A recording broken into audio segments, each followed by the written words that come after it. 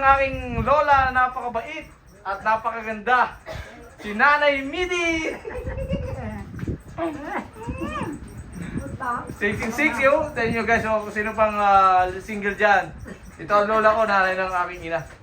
Si Nanay Midi. Ito ang aking pamangkin.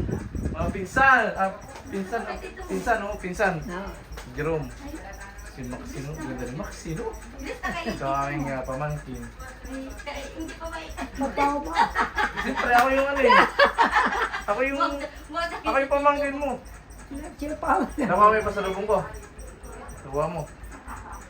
Masakit ba ito? Ang sakit mo. Kung may ano na mapagamot ko, may ano na sa ilong pag Meron ako itong gamot. Wait lang. Ayun o. Nandito po ang aking pamilya sa bahay ng aking ama.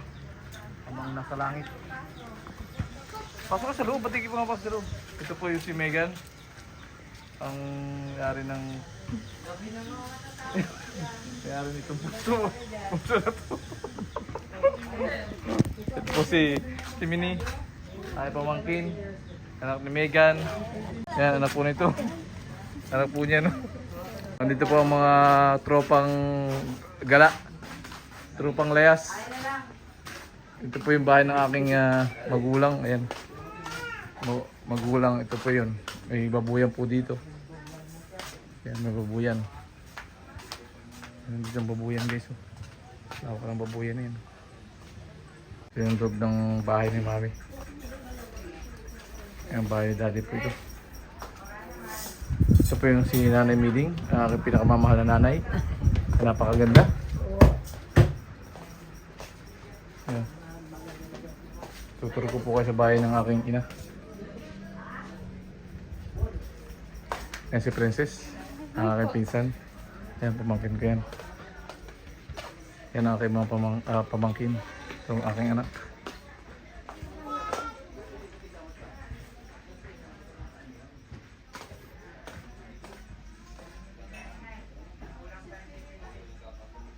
Ito talaga itong Milcadis Apple doon sa aking picture. No? Yan ang aking mga kapatid.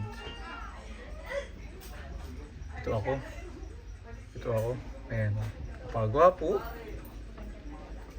Si Megan, si Lily. Si Mami. Si Marco, si Makmak. May mga award guys. Study.